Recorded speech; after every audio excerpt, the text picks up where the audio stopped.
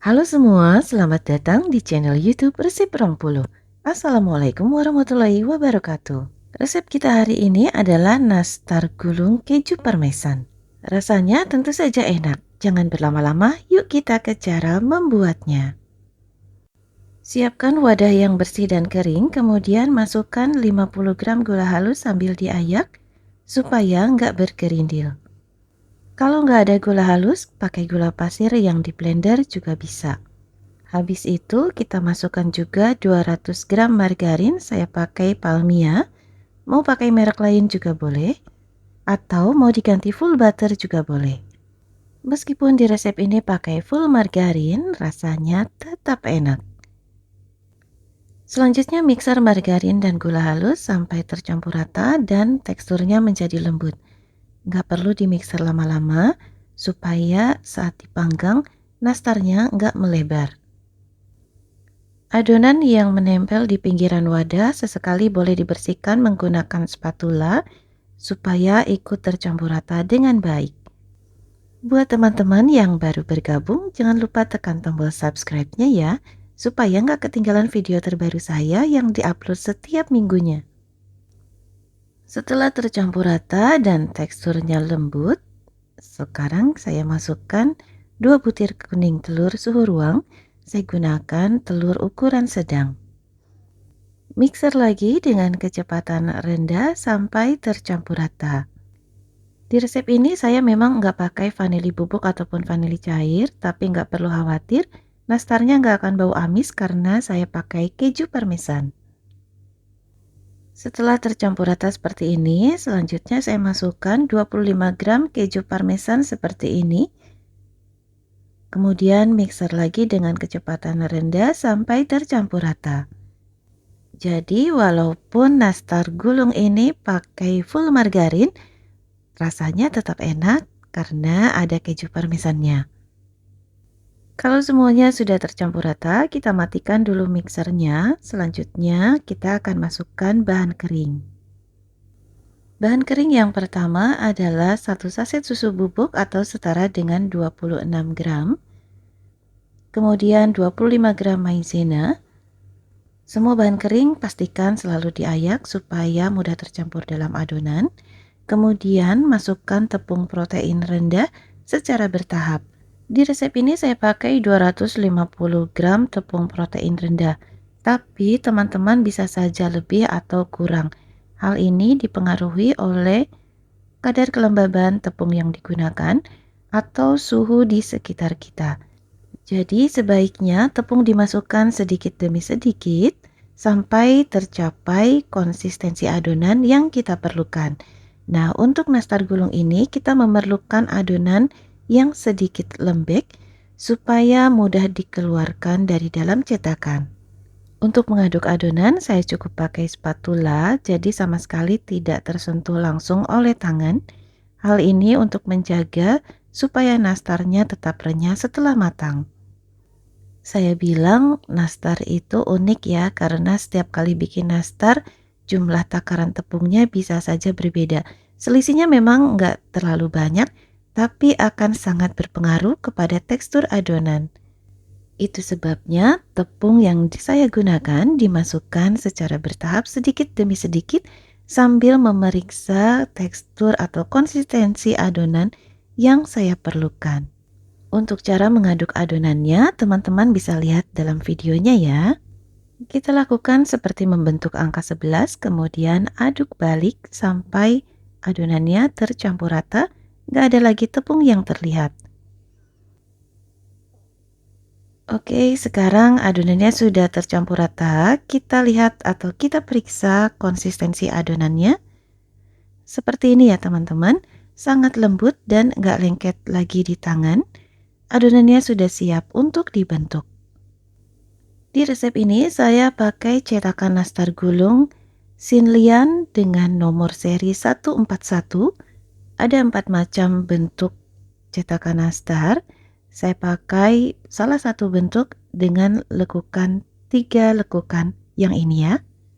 Cetakan Xinlian ini kualitasnya bagus. Saya bukan iklan ya, tapi menurut pengalaman saya ini adalah cetakan nastar gulung yang terbaik.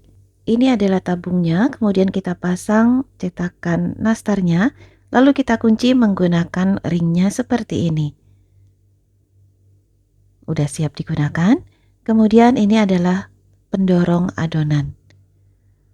Selanjutnya siapkan alas plastik. Kemudian masukkan adonan secukupnya ke dalam tabung. Secukupnya aja ya, jangan terlalu penuh. Posisi lengkungan cetakan nastarnya menghadap ke bawah seperti ini. Kemudian dorong adonan menggunakan alat pendorongnya seperti yang tampak dalam video. Nah, bisa dilihat ya teman-teman, untuk konsistensi adonannya kalau lembek akan mudah dikeluarkan dari dalam cetakan. Lain soal kalau adonannya terlalu keras, maka kita akan kesulitan saat mendorong adonan. Untuk isiannya, saya sudah siapkan selai nanas khusus untuk nastar yang dibentuk lonjong dengan masing-masing berat 7 gram. Bagian tepi adonan kita rapikan dulu secukupnya. Kemudian letakkan isian selai nanas yang sudah kita siapkan tadi. Lalu gulung adonannya secara perlahan menggunakan pisau yang sudah satu set dengan cetakan nastar ini. Nah, jadi teman-teman, kalau adonannya lembek, selain mudah dikeluarkan dari dalam cetakan, kita juga akan mudah untuk menggulungnya. Jadi adonannya itu nggak akan pecah atau retak. Hasilnya seperti ini ya teman-teman, gulungannya rapi, ada 3 lengkungan atau 3 gelombang ya, seperti ini. Untuk ukuran gulungannya memang sedikit lebih besar dibanding cetakan nastar gulung yang lainnya. Jadi cetakan nastar gulung itu macam-macam ya teman-teman, tapi saya paling suka cetakan nastar gulung yang satu ini, Xinlian nomor 141. Jadi kalau menurut saya yang mempengaruhi penampilan nastar gulung adalah cetakan yang digunakan dan konsistensi adonan yang kita buat. Selanjutnya tata nastar gulung yang sudah dicetak di atas loyang yang sudah dikasih alas baking paper. Karena saya ada keperluan lain, akhirnya saya cuma mencetak 2 loyang nastar gulung, sisa adonan 160 gram saya sisihkan untuk nanti. Panggang nastar gulung yang sudah dicetak dengan suhu 125 derajat Celcius selama 20 menit atau disesuaikan dengan oven masing-masing. Untuk loyangnya saya letakkan di rak paling bawah dan setelah 10 menit dipanggang, loyangnya saya putar arah supaya matang merata. Pastikan menggunakan selai nanas dengan kualitas yang bagus. Saya beli selai nanas yang siap pakai. Hasilnya seperti ini ya teman-teman. Sangat bagus dan saat dipanggang bentuknya tetap kokoh. Oke teman-teman, ini dia hasilnya. Nastar gulung panggangan yang pertama sudah selesai. Hasilnya seperti ini. Kita tunggu sampai dingin atau sampai hangat-hangat kuku dalam suhu ruang. Sambil itu kita siapkan bahan olesannya. Untuk olesannya saya buat dari 1 butir kuning telur yang dicampur dengan setengah sendok makan minyak goreng. Hasil panggangan yang pertama ini kita lihat seperti ini ya teman-teman. Bagian bawahnya sudah coklat, jadi ini kurang lebih 90% matang. Nah, seperti ini ya teman-teman, kecoklatan, tapi ini belum matang sempurna. Untuk kuasnya sebaiknya gunakan kuas yang berbulu halus seperti ini. Ukurannya kecil aja, supaya bulu-bulu kuasnya tidak merusak nastar gulung yang sudah matang. Oles secara perlahan menggunakan bahan olesan. Saya hanya mengoles bagian yang bergerigi atau lengkungan. Untuk bagian yang datarnya di sela-selanya nggak saya oles. Kalau teman-teman mau oles semuanya juga boleh, sesuai selera aja ya. Setelah semua nastar gulung selesai dioles, lanjut panggang lagi dengan suhu yang sama 125 derajat Celcius selama kurang lebih 7 menit atau sampai bahan olesannya matang. Oke, ini dia teman-teman, nastar gulungnya sudah matang, ini sudah panggangan yang kedua. Jadi nastar gulung itu kita panggang 2 kali ya, biarkan sampai dingin di dalam loyang di suhu ruang. Sekarang kita lihat hasilnya dari dekat. Ini nastar gulungnya sudah dingin. Hasilnya cakep banget, olesan kuning telurnya mengkilap. Bentuk nastar gulungnya juga kokoh, adonannya meskipun lembek tapi nggak berubah saat dipanggang. Untuk selai nastarnya atau selai nanasnya juga bentuknya kokoh, kering, nggak lengket di tangan. Jadi ini hasilnya cakep banget ya teman-teman. Nastar gulung yang saya buat ini termasuk nastar yang garing dan renyah. Nah, kalau sudah dipotong seperti ini, teman-teman bisa lihat bagian dalamnya. Isian selai nanasnya tadi saya timbang masing-masing 7 gram, cukup melimpah ya. Ini rasanya pokoknya enak banget. Selai nanasnya juga enak, manisnya pas, dan untuk lapisan kulit nastar gulungnya juga renyah dengan manis yang pas juga. Kalau teman-teman nggak suka manis, takaran gula halusnya boleh dikurangi.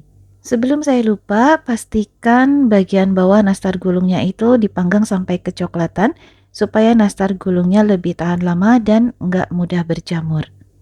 Terima kasih sudah menonton video ini sampai selesai. Semoga bermanfaat dan menginspirasi. Sampai jumpa di video berikutnya. Terima kasih juga untuk teman-teman yang sudah subscribe dan selalu mendukung channel ini. Mohon maaf jika ada salah. Saya Aida dari Resep Bengkulu. Assalamualaikum warahmatullahi wabarakatuh.